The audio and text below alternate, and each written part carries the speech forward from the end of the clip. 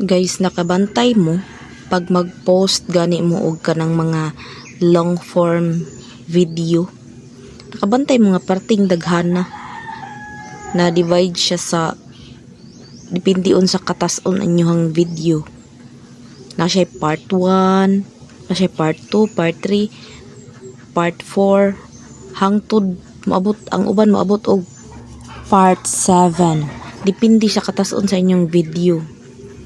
Tungod man gud na sa kuan guys, tungod man gud na sa settings unang bago mo mag-post og long form video, sigurado sa nga naka-off ang inyong playlist.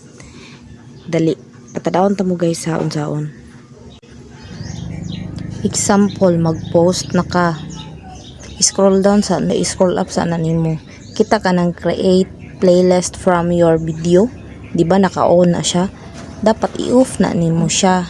Tuplo ka ng button, i-off nimo na siya para dili magdubli-dubli ang imuhang post. Wala siya part 1 up to pila pa naka part dira.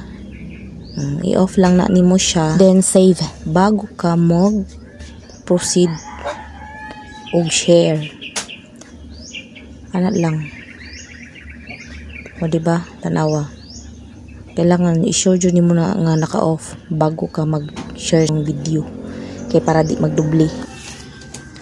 O kana lang atong ma-share para pod sa uban no nga ma-aware pod sila bago sila mag-post og long form video nila.